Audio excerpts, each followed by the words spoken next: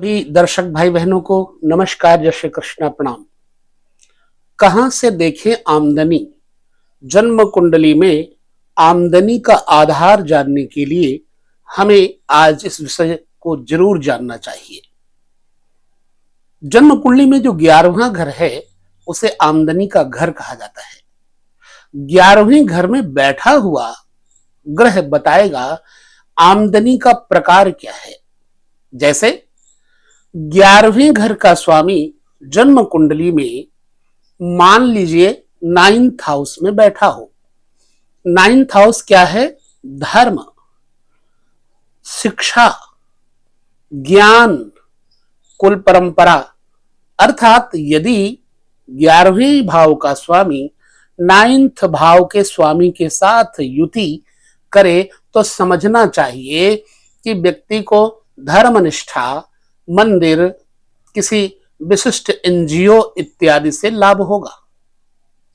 चाहे जैसे भी हो, 11वें भाव का स्वामी व्यक्ति के आमदनी के कारणों को दर्शाता है। यदि 11वें घर का स्वामी दुष्ट ग्रहों के साथ, बुरे ग्रहों के साथ कहीं युति करेगा तो जातक को आमदनी की बजाय नुकसान अधिक देने लग जाएगा, है ना। तो इसी विषय को खूब गहरे से जानना चाहिए, क्योंकि हमारे जीवन में आमदनी एक महत्वपूर्ण क्षेत्र है। भाई आमदनी नहीं होगी तो आदमी व्यय कहां से करेगा? व्यय का प्रकार, आय का प्रकार, फिर आमदनी नहीं होगी तो धन कहां से रखेगा। इसलिए 11वें घर से बहुत विचार करें तो ठीक दूसरा घर 11वें से व्यय भाव है, और ये जीवन का वह छोर है आमदनी जो कि व्यय को मजबूत करने के लिए अति आवश्यक है। चलिए, आमदनी का सुख कहां है? आमदनी का सुख धन भाव में है। आमदनी अगर है तो बचा कितना? धन भाव बताता है। अर्थात यहां से चौथा घर सुरक्षित धन का द्योतक है, कुटुंब और परिवार का पोषण का द्योतक है। 11वें घर का स्वामी दूसरे घर के साथ युति करता होगा तो जातक अपने परिवार जनों, कुटुंबियों को भरपूर आमदनी के द्वारा धन द्रव्य आदि के माध्यम से सुख पहुंचा सकता है। इसलिए ये बड़ा महत्वपूर्ण विचार है। हम चलेंगे नवमांश चक्र में, लेकिन यहां पर हम जन्म कुंडली की स्थिति को जरूर बताते हैं। ये जन्म कुंडली है। जन्म कुंडली का कोई ग्रह यदि बुरी अवस्था में जन्म कुंडली में बैठा हो, परंतु नवमांश में यदि वो अच्छी स्थिति में बैठा हो, तो जातक को उस आयु में, जिस आयु में वो ग्रह अपना दशा वर्ग में आएगा, तब फलित होने लग जाएगा। जैसे यहां आमदनी का स्वामी शुक्र है। मान लीजिए यहां का स्वामी शुक्र, आमदनी का मालिक शुक्र जन्म कुंडली के अष्टम भाव में बैठा है, तो साधारण सी बात है कि आदमी कहेगा कि आमदनी मृत है, इसके पास पैसा नहीं रुकेगा। अब यहां रुकना है। क्यों? क्योंकि यहां निर्णय लेकर के किसी को बता देना मूर्खता होगी। तत्काल आपको नवमांश चक्र में जाना है।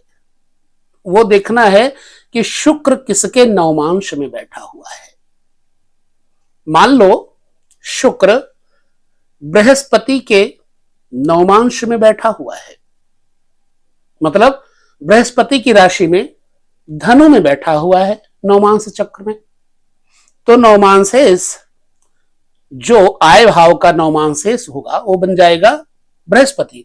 उस बृहस्पति को नवमांश चक्र में देखना है, क्या वो लग्न में बैठा है, तो समझना कि जातक के आयु का एक भाग, जो पहला जन्म कुंडली का प्रथम आवृत्ति है, परत है, लेयर है, वो घाटे में गया। लेकिन द्वितीय भाग जैसे शुरू होगा मान लो 30 वर्ष पर उसके गुरु की दशा आ गई, तो गुरु की दशा आने पर वो जातक को उस समय, उस काल में जब वो दशा आएगी, एक्टिवेट कर देगा।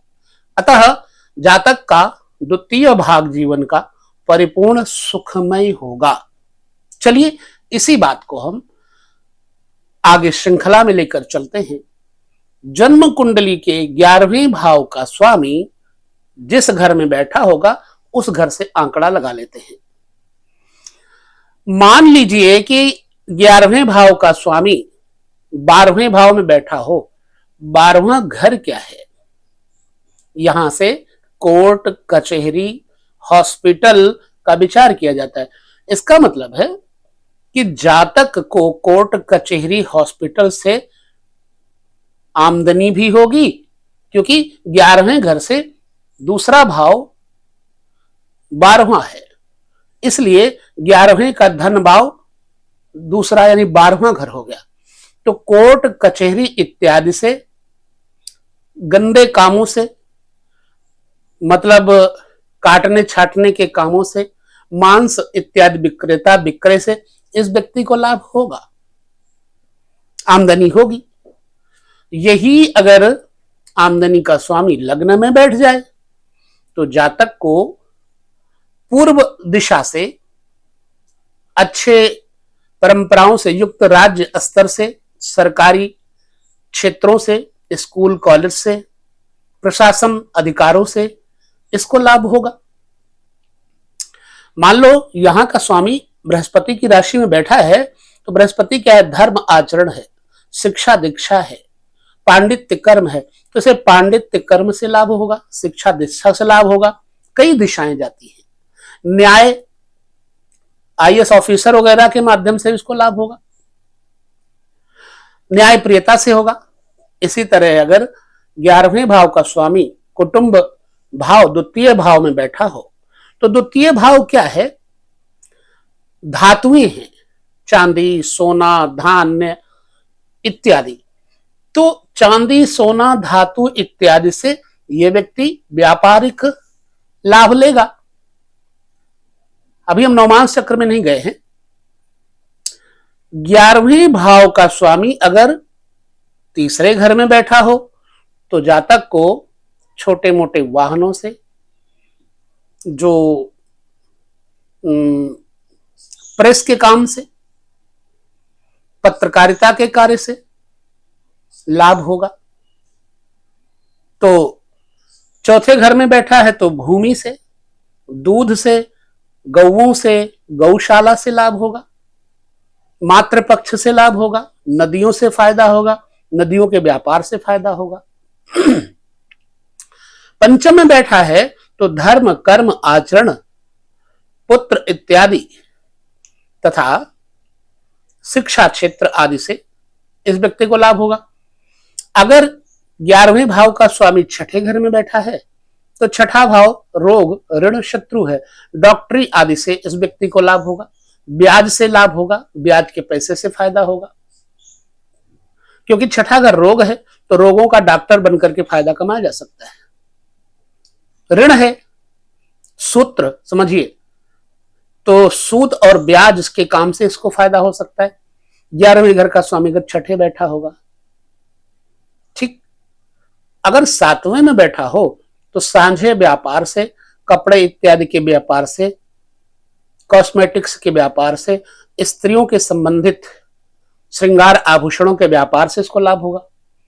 यदि 8वें घर में बैठा है 11वें भाव का स्वामी तो भूगर्भ से यानी कृषि क्षेत्र से, जमीन से उत्पन्न होने वाली वस्तुओं से लाभ होगा।